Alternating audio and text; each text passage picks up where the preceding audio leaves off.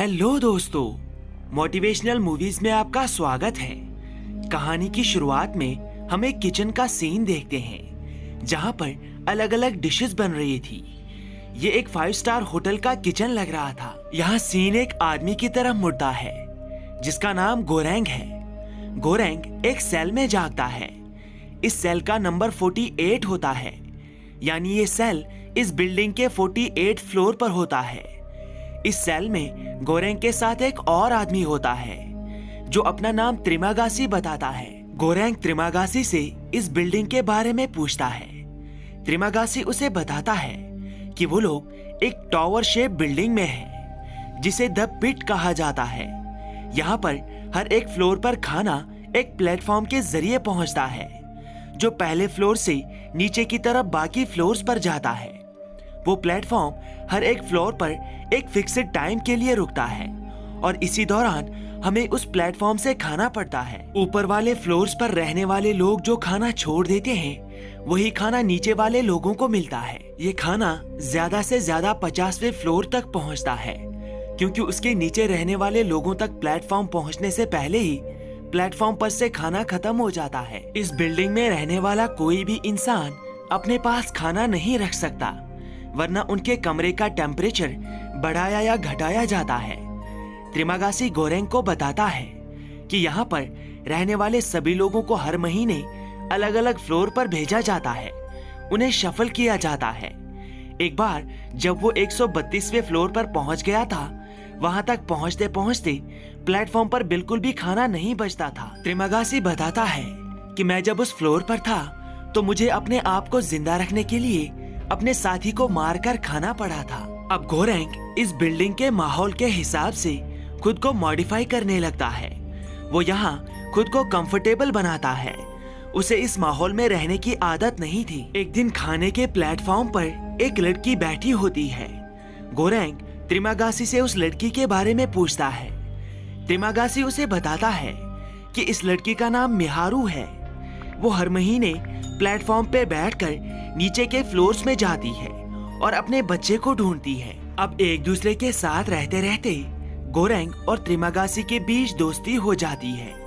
गोरेंग त्रिमागासी को बताता है कि इस बिल्डिंग में 6 महीने गुजारने के बदले उसे एक डिप्लोमा सर्टिफिकेट मिलने वाला है, जबकि त्रिमागासी उसे बताता है कि वो यहाँ पर 1 साल रहने वाला है।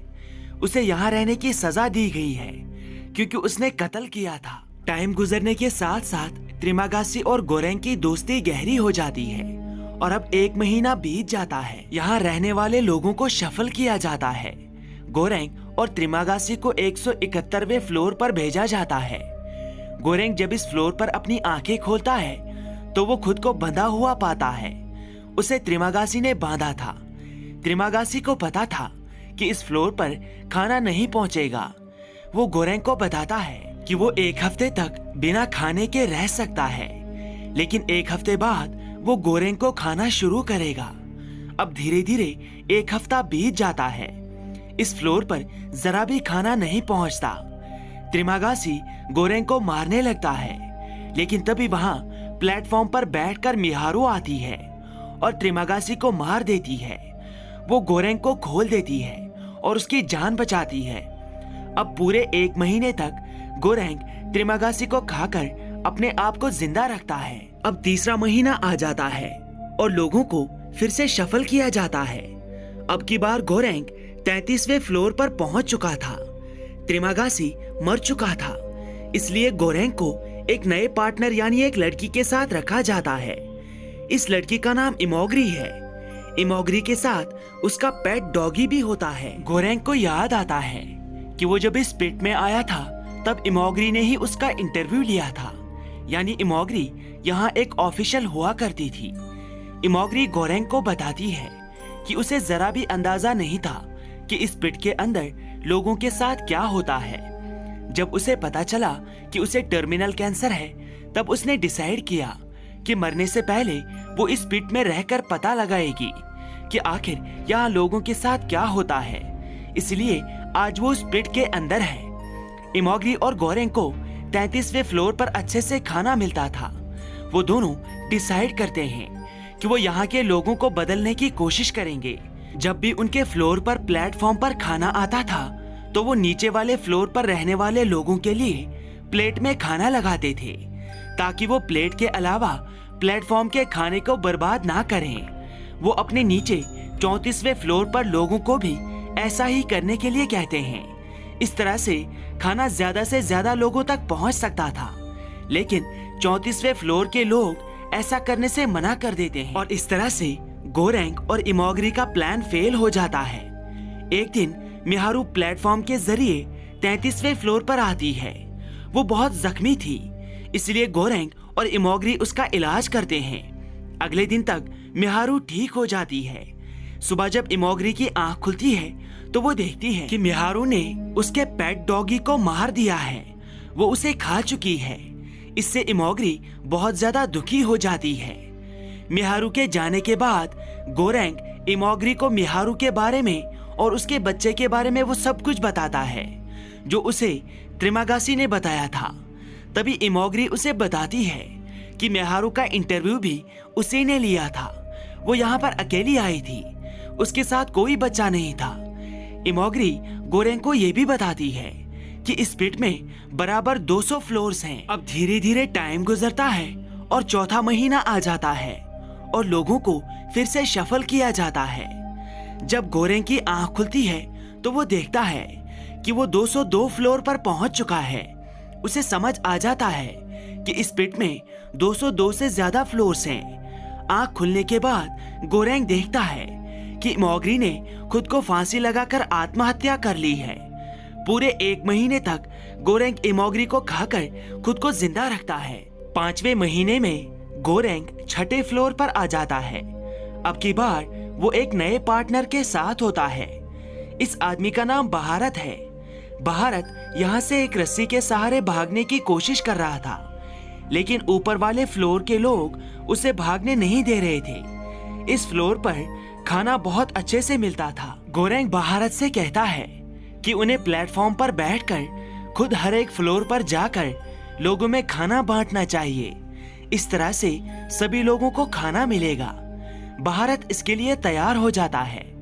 गोरेंग और बहारत प्लेटफॉर्म पर चढ़ जाते हैं और धीरे धीरे नीचे उतरने लगते हैं। वो दोनों ऊपर वाले फ्लोर्स के लोगों को खाना नहीं देते क्योंकि उन्हें रोज खाने को मिलता था, जबकि नीचे वाले लोगों तक खाना नहीं पहुंचता था। वो डिसाइड करते हैं कि आज वो 50वें फ्लोर के बाद के लोगों को खाना देंगे। नीचे जाते हुए बहुत लोग उनसे खाना छीनने की कोशिश करते हैं और मजबूरी में गोरेंग और बहारत को उन लोगों को मारना पड़ता है। नीचे एक फ्लोर पर उन्हें एक बुजुर्ग आदमी मिलता है जिसका नाम ब्रैम्बैंग है। वो बहुत समझदार था। वो गोरेंग और बहारत को बताता है कि तुम्हें एक डिश को बचा कर रखना होगा और उसे प्लेटफॉर्म के जरिए ऊपर भेजना होगा।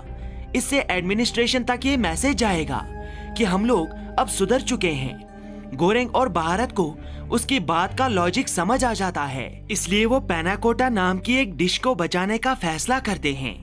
नीचे जाते हुए वो हर फ्लोर पर लोगों को लिमिटेड खाना देते हैं। नीचे एक फ्लोर पर उन्हें मिहारू मिलती है। 2 आदमी उसे मारने की कोशिश कर रहे थे। गोरेंग और बहारत उसे बचाने की कोशिश करते हैं। वो लोग मिहारू को नहीं बचा पाते और इस लड़ाई में वो खुद भी जख्मी हो जाते हैं।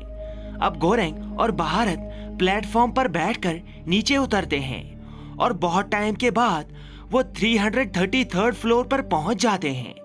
इस फ्लोर पर इन्हें एक बच्ची मिलती है। ये मिहारू की बेटी होती है। गोरेंग और बहारत प्लेटफॉर्म से उतरकर इसी फ्लोर पर रुक जाते हैं और प्लेटफॉर्म नीचे चला जाता है। उस बच्ची को बहुत भूख लग रही थी, इसलिए गोरेंग उस बच्ची को वो बचाया हुआ पैनाकोटा खिलाता है। रात में जब गोरेंग सो रहा था तब वो अपने सपने में बहारत को देखता है जो उसे कह रहा था कि ये लड़की ही मैसेज है। जब गोरेंग की आंख खुलती है तो वो देखता है कि बहारत मर चुका है क्योंकि मिहारू को बचाते समय वो बहुत ज्यादा जख्मी हो गया था। अगले दिन फिर से प्लेटफॉर्म आता है। गोरेंग बच्ची को लेकर उसी पर बैठ जाता है और फिर से नीचे उतरता है। अब गोरेंग उस बच्ची के साथ इस पिट के बॉटम पर पहुंच जाता है जहां वो त्रिमागासी को हेलुसिनेट करता है। त्रिमागासी गोरेंग को प्लेटफॉर्म से नीचे उतरने के लिए कहता है, लेकिन गोरेंग उसे बताता है कि उसे इस मैसेज यानी इस बच्ची को ऊपर एडमिनिस्ट्रेशन तक पहुंचाना है। इसके जवाब में त्रिमागासी उससे कहता है कि ये मैसेज अपने आप ऊपर पहुंच जाएगा, इसे किसी पहुंचाने वाले की जरूरत नहीं है।